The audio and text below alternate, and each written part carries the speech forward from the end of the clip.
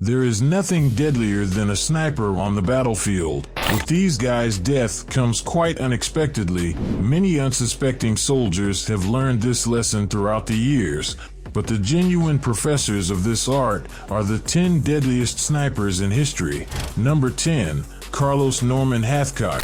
The legendary U.S. Marine sniper was not your average soldier. With 93 confirmed kills, he became a true force to be reckoned with during the Vietnam War. But it wasn't just his incredible marksmanship that made him stand out. It was his daring and unconventional tactics that would make any action movie hero envious. Hathcock's bravery knew no bounds. He would often strike at dawn and dusk, taking advantage of the enemy's fatigue and lack of focus. But his most audacious mission came when he volunteered for a task without knowing any details about it.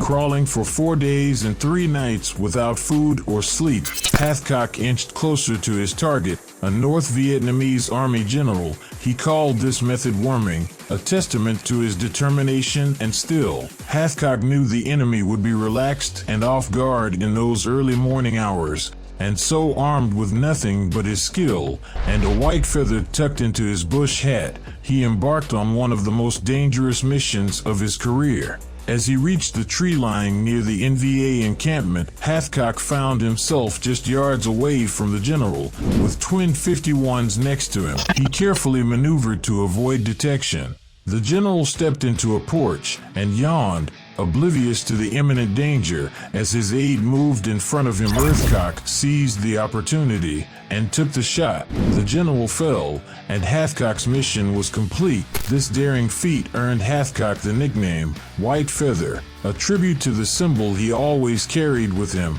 But his legend didn't end there. Hathcock had an uncanny ability to get inside the minds of his targets. He once shot an enemy sniper through his own rifle scope, a move that left the enemy dumbfounded and solidified Hathcock's reputation as a true marksman. But Hathcock's achievements weren't limited to the battlefield. After being medically discharged from the Marines due to his multiple sclerosis, he dedicated himself to teaching snipers and providing instruction to police departments and select military units. Hathcock even became a shark fisherman, using his newfound hobby to overcome his depression. It's a genuine shocker that this guy was not even the most lethal sniper in Vietnam. He wasn't even the second best. Speaking of the second best, number 9, Chuck Mawhinney.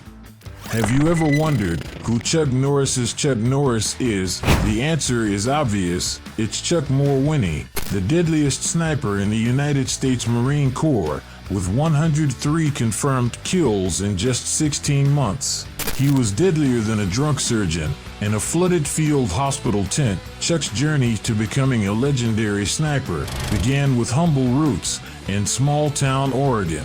From an early age, he displayed an intimate talent for marksmanship, honing his skills on birds and cans. When drafted into the Marines, his troubled past almost hindered his military career, but fate intervened, guiding him toward the newly established sniper program. Once in Vietnam, Chuck's initial experiences were far from glamorous, but everything changed when he joined a scout sniper platoon. Under the mentorship of an experienced tutor, Chuck learned the art of sniping and discovered his true calling. His first confirmed kill solidified his resolve to protect his fellow Marines from harm during one of his most legendary missions in the jungles of Vietnam. Captain Wiley presented Chuck with a daunting task. The NVA army was advancing towards Da Nang, and Chuck knew just where they would attempt to cross the river. Chuck volunteered to stand in their way despite the risks, determined to protect his fellow Marines. Chuck and his spotter Carter embarked on a mission to find the perfect vantage point. Armed with a starlight scope, Chuck patiently observed the enemy's movements. As darkness enveloped the landscape, he spotted a lone scout wading through the river, his face illuminated by the starlight scope's green lens. Avoiding a catastrophic confrontation, Chuck allowed the scout to pass, but kept a watchful eye on him. Soon after, the main NBA force appeared. Marching through the river with rifles raised, Chuck's heart raced as he aimed at the leader. In a matter of seconds, his shots rang out, causing a cascade of greenish blood and pith helmets to float downstream. 16 enemy soldiers fell victim to his impeccable marksmanship. After his 3 tours of duty, Chuck retired from the military and returned to civilian life, working for the U.S. Forest Service. For years, his incredible sniper record remained largely unknown. It wasn't until fellow Marine sniper Joseph Ward highlighted Chuck's achievements in a book, through which the world learned of his unparalleled feats. Today, Chuck Maloney continues to inspire as a speaker at conventions and events, sharing his experiences with future generations of snipers. His legacy lives on, reminding us of the extraordinary courage and skill displayed by those who safeguarded their comrades in arms. Now that's the kind of soldier that inspires all Sylvester Stallone movies. Well, they use snipers and not a knife to deal damage, but still, alas, Mulvaney may have been the deadliest Marine shooter, but he definitely wasn't the most lethal U.S. soldier in Nam. This honor goes to Number 8, Albert Waldron. In the history of warfare, there are those whose deeds stand out, and then there are those who quietly make their mark. Albert Waldron falls into the latter category, known for his exceptional skills as a sniper during the Vietnam War. While others gained fame and recognition, Waldron preferred to remain in the shadows, leaving behind a legacy of remarkable achievements and a sense of humor only those closest to him knew. Born in Syracuse, New York, Waldron's early life was marked by a love for hunting and the outdoors. His knack for marksmanship became apparent during his childhood adventures in the woods, where he honed his skills and mastered the art of mimicry. Little did he know that these talents would later serve him well in the heat of battle. Perhaps all those hours imitating wild animal sounds helped him confuse the enemy. After serving in the U.S. Navy for 12 years, Waldron joined the U.S. Army in 1968 as a sergeant and was deployed to Vietnam as part of the 9th Infantry Division. There he received specialized training as a sniper at the Army Marksmanship Unit, becoming an expert marksman with an uncanny ability to blend into the surroundings. I wonder if he ever pretended to be a tree to catch the enemy off guard. Waldron's true impact on the war became evident as he racked up an astonishing 109 confirmed kills, the highest among all U.S. service members during the conflict. With his trusty M21 SWS rifle, he demonstrated unparalleled precision, taking down enemy combatants with unmatched accuracy. Despite his remarkable achievements, Waldron chose not to seek recognition or bask in the limelight. He preferred a quieter existence, never boasting about his accomplishments or seeking the fame that often accompanies such feats. Instead, he quietly continued his service, training others and imparting his wisdom. As an instructor at the U.S. Army Marksmanship Unit, I bet his students were both terrified and in awe of him. Who wouldn't be? On October 18, 1995, Waldron passed away at the age of 62, leaving behind a legacy that would forever be etched in the history books. He may not have sought the notoriety that came with being a legendary sniper, but his impact on the war effort and the lives he touched cannot be understated. Just like our next entry, who managed to make an even bigger impact during World War I. Number 7, Henry Norwest. Henry Louis Norwest, the legendary Canadian sniper of World War I, was a skilled marksman with a humorous side that endeared him to his fellow soldiers. Despite his formidable reputation on the battlefield, Norwest had a knack for ducking out of social situations, earning him the affectionate nickname, Ducky. Legend has it that Norwest was a hit with the ladies at dance halls during his time in England. He would charm them with his smooth moves, dancing for hours, only to mysteriously disappear at the end of the night. His ability to dark out on the women became the stuff of legends, and his comrades couldn't help but chuckle at his escapades. Norwest's presence brought brought a touch of levity in the trenches, where tension and fear were ever present. Despite his extraordinary skills as a sniper, he remained down to earth and approachable. When he did speak, his comrades found him pleasant and kind, breaking the stereotype of a hardened sniper born in Fort Saskatchewan, Albert, in the early 1880s. Norwest led an adventurous life before joining the Canadian Expeditionary Force in January 1915. Initially enlisting as Henry Lewis, Norwest was discharged for drunkenness, but re-enlisted as Henry Norwest. As a member of the 50th Canadian Infantry Battalion, he achieved a remarkable sniping record of 115 confirmed kills. He utilized his hunting experience and natural instincts to move stealthily and blend into his surroundings. Norwest's contributions were recognized during the Battle of Vimy Ridge in 1917, where he earned the military medal. In the 3 months leading up to the battle, he eliminated 59 enemy soldiers after his death. He was posthumously awarded the Bar to his military medal, a distinction bestowed upon only a handful of individuals in the CEF. His shyness and reserved nature extended even to his appearance. With his piercing dark eyes and a powerful build, Norwest had an imposing presence, but his fellow soldiers couldn't help but notice his tendency to remain quiet and unassuming. Amongst them, his ability to blend in and adapt to any situation earned him both respect and admiration.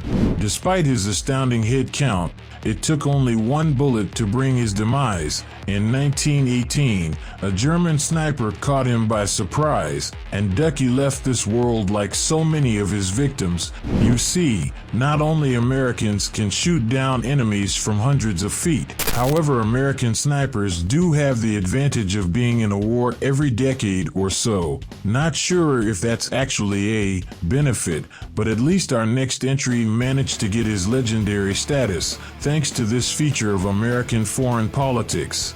Number 6. Chris Kyle. Meet the original American sniper.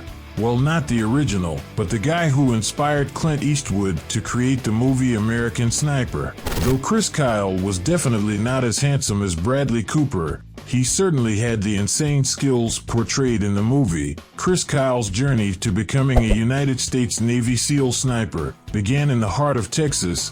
Born and raised in Odessa, he grew up hunting deer and pheasants with his trusty rifles, owning his shooting skills from an early age. Little did he know that his cowboy spirit and love for the land would one day lead him to become one of the most lethal snipers in American military history.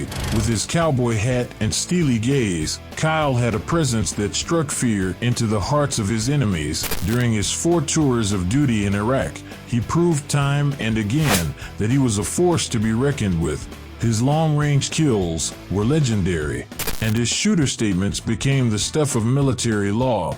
Although the exact number of his kills remains a topic of debate, one thing is clear: he was a true American hero, though only 160 of his kills were confirmed. Some of his colleagues claimed the American sniper managed to down more than 255 enemies during his career. However, killing was not all that Kyle was good at. In 2009, after an honorable discharge from the U.S. Navy, Kyle published his best-selling autobiography, American Sniper, which provided an intimate and candid account of his experiences in the military. The book became a national sensation and was later adapted into a film directed by Clint Eastwood, with Bradley Cooper portraying Kyle. Tragically, on February 2, 2013, Kyle's life was cut short when he was murdered by Eddie Ray Ralph at a shooting range in Texas. Ralph, a former Marine suffering post-traumatic stress disorder, was found guilty and sentenced to life in prison without parole. Beyond his military achievements, Kyle made significant contributions in his post-military life. He founded Craft International, a tactical training company that catered to the U.S. military and law enforcement communities. Additionally, he worked closely with the Fidco Cares Foundation, supporting veterans with disabilities, Gold Star families, and those who have PTSD. Chris Kyle's impact as a Navy SEAL sniper remains undeniable. He will always be remembered as a dedicated and skilled warrior who risked his life to protect his fellow servicemen and women. His contributions to the military and his unwavering dedication to his country will continue to inspire generations to come. And while America can hardly find a more lethal sniper, in Australia, there's always something deadlier, be it animals, plants, or even snipers. Number 5. Billy Singh. Billy Singh, the legendary Australian sniper, with a knack for picking off enemies like a kangaroo shooter on steroids. Born on March 3, 1886, he was a man of mixed Chinese and English heritage, which meant he had the perfect recipe for being the target of racial prejudice. Of course, that didn't stop him from becoming a crack shot and a lady killer. Well, maybe not so much the latter. Billy had a brief stint of marital bliss with a Scottish woman, but sadly, it didn't last long. Perhaps she couldn't handle the transition from the green hills of Edinburgh to the dusty mining district around Claremont. Who can blame her? It's quite a leap from bagpipes to kangaroos, but let's not dwell on his failed romance. Billy Singh's true love was his rifle, his trusty Lee Enfield 303. He roamed the Turkish terrain like a stealthy ninja, hunting down enemies with deadly precision. The Turks even assigned a champion sniper, Abdul the Terrible, to deal with him. Talk about giving your opponent a fancy nickname to boost their confidence. Well, it didn't work. Singh ended up taking out Abdul, proving once again that love conquers all, or in this case bullets conquer rival snipers. Singh's reputation as the assassin or the murderer among his comrades was well deserved. He had an impressive tally of kills, rumored to be close to 300, though only 200 of them were confirmed. Talk about high scores in a real-life video game. But hey, let's not forget that he spared the poor stretch of bearers and soldiers trying to rescue wounded Turks. A true gentleman among snipers, that Billy Singh. After surviving the treacherous Gallipoli campaign, Singh made his way to the Western Front. Unfortunately, his health started to suffer, thanks to battle wounds and a nasty case of gas poisoning. It seems even snipers are not immune to the hazards of war or the occasional common cold. Singh ventured into sheep farming and gold mining. As his military career ended, he tried his luck in various occupations, but fate had other plans. Poverty and obscurity became his companions, along with some lingering chest, back and heart pain. It's almost as if the universe wanted to remind him that life can be a bit of a sniper itself, full of unexpected twists and cruel surprises. And so, on that fateful day, in May 1943, Billy Singh bid farewell to the world, leaving behind his hut and a mere 5 shillings. And while he left this world as a poor nobody, today, Billy is a shining example, not only as a killing machine, but also as a man who defied prejudice and shot his way to glory. And while Billy Singh is definitely a legend in Australia, he could never have the godlike status of the defender of Stalingrad. Number 4. Vasily Zaitsev. Do you remember the masterpiece Enemy at the Gates? Well, the main character, Vasily Zaitsev, was a real Soviet war hero who truly managed to almost single-handedly lift the Soviet soldiers' morale and lead them to victory. In one of the bloodiest battles in history, the one for Stalingrad, before the war, Zaitsev served in the Pacific Fleet as chief of finance. However, his desire to fight on the front lines led him to apply multiple times for a transfer. Finally, in 1942, he found himself in the heart of the Battle of Stalingrad, defending his homeland with unwavering determination. Once on the battlefield, Zaitsev didn't become an ace sniper overnight. He had to prove himself in hand-to-hand combat, and even got a bayonet. Won't talk about taking the phrase fighting tooth and nail to a whole new level, but his shooting skills quickly garnered attention, and he was awarded a medal for bravery. Who needs a superhero cape when you have a trusty rifle? Zaitsev's most famous duel was with a German sniper named Erwin Koenig, or at least that's the version he shared in his memoirs. Historians, however, have debated the authenticity of this story, claiming it may have been a product of Soviet propaganda. Nevertheless, it's amusing to picture Zaitsev and Koenig engaged in a game of hide and seek, with rifles instead of children's laughter echoing through the streets. Despite his incredible success and 242 confirmed kills, Zaitsev remained humble and focused on his duty. He trained and mentored other marksmen, sharing his knowledge and inspiring his comrades. Zaitsev fought until the war's end, receiving the title of Hero of the Soviet Union and achieving the rank of captain. After the war, Zaitsev settled in Kiev, where he pursued a career as an engineer and became the director of a textile factory. He lived a quiet life, far from the battlefield that had made him famous. Sadly, he passed away in 1991, just days before the dissolution of the Soviet Union. Well, it seems that Zaitsev was the only thing holding the Soviet Union together. Well, with the 242-man kill count, that's not quite surprising, though Stalin definitely beaten by about 10 million. Still, even among snipers, Zaitsev wasn't the best killer, as even girls had better aim than him. Number 3, Ludmila Pavlochenko. Move over, boys, because Ludmila Pavlochenko is here to show you how it's done. This remarkable woman, born in 1916 in bilateral Ukraine, had a competitive spirit that could give even the rowdiest boys a run for their money. As a self-described tomboy, she was determined to prove that girls could excel in any activity, and excel she did. With a Voroshilov sharpshooter badge proudly displayed on her chest, Pavlochenko became a force to be reckoned with.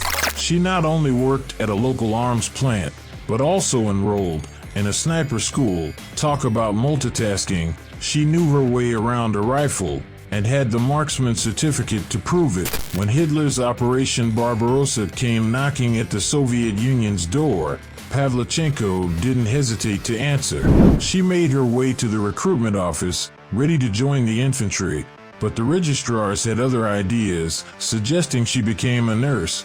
Well, let's just say they didn't know who they were dealing with. Pavlochenko's determination prevailed, and she found herself in the Red Army's 25th Rifle Division as a sniper. Who needs a stethoscope when you've got a sharp eye? The siege of Odessa was no match for this sharp-shooting dynamo. In just 2.5 months, she recorded an impressive 187 kills and earned herself a well-deserved promotion. But she wasn't done yet. When the Romanian army tried to spoil the party, Pavlochenko and her unit retreated to Sevastopol, ready to defend the city. The siege of Sevastopol lasted 8 months, but Pavlochenko wasn't one to back down. With each passing day, her confirmed kill count rose, and so did her reputation as a sniper extraordinaire.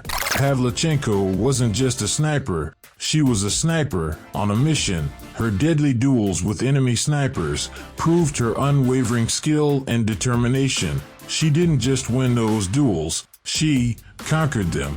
No wonder the enemy dubbed her Lady Death. They even tried to tempt her with offers of chocolate and German officer status. But let's face it, nothing could sweeten the deal for Pavlochenko, except victory for her homeland. When Pavlochenko arrived in the United States in 1942, she didn't just make headlines, she stole the show. Her visits to the White House and her encounters with reporters left them in awe of her audacity and sharp wit. Even her fashion critiques couldn't dampen her spirit, and who wouldn't be impressed by a woman who could knock out 309 fascist invaders? The crowd loved her, and she loved calling out the gentlemen for hiding behind her back for too long. After her heroic feats on the front lines, Pavlochenko was given a new role, propaganda.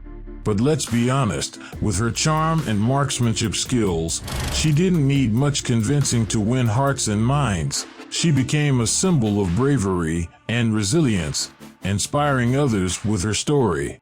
Number 2. Francis Pega Mugabo. When it comes to war heroes, Francis Pega Mugabo stands tall among the ranks. With his impressive skills as a marksman and scout, he proved that he was a force to be reckoned with on the battlefield.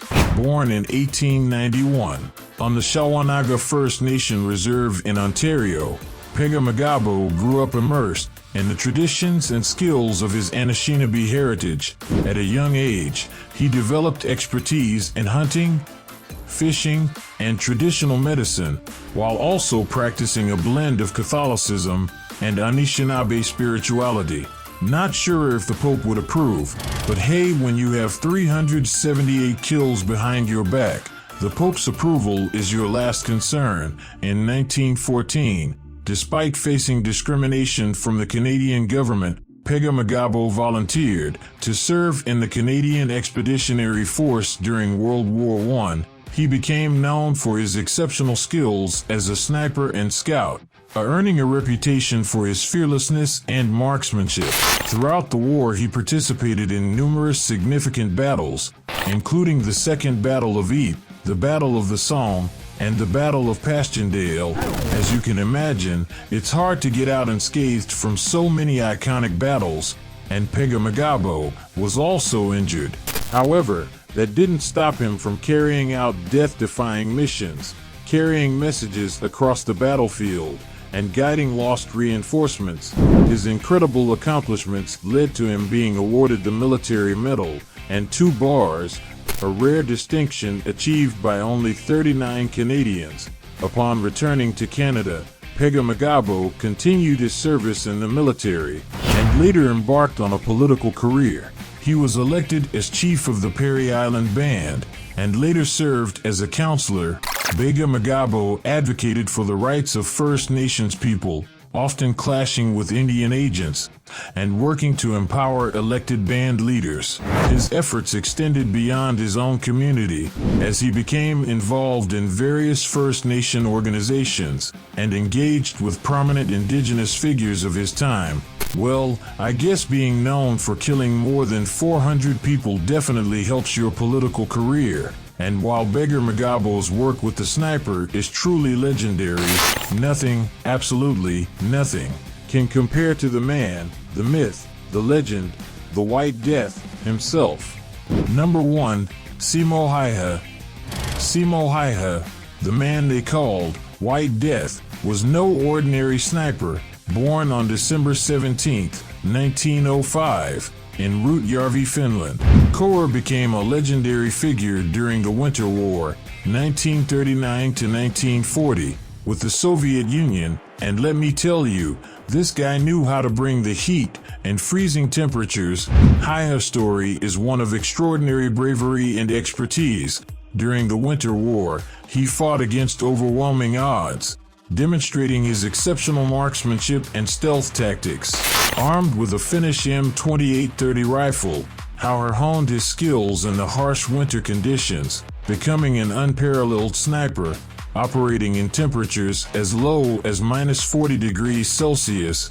He would camouflage himself in the snow, often burying himself into the white landscape, blending seamlessly with the environment. His account is a testament to his prowess as a sniper. Koer is credited with an astonishing 505 confirmed kills, averaging 5 kills per day. During the war, his ability to remain calm under pressure and his precision in targeting enemy soldiers made him a feared opponent. Koer was a master of patience, waiting silently for hours in freezing temperatures for the perfect shot. Moreover, Hayha's methods were both efficient and strategic. He would use iron sights on his rifle, issuing the telescopic sight to minimize reflection and maintain a low profile. This allowed him to move swiftly and undetected through enemy territory, leaving no trace of his presence. until it was too late for his targets. Auger's contribution to the Finnish war effort extended beyond his remarkable combat skills. He also inspired his fellow soldiers, boosting morale and instilling a sense of hope during the darkest days of the conflict. Despite sustaining severe injuries, including a gunshot wound to the face, Hayha managed to survive the war, albeit with a permanently disfigured jaw.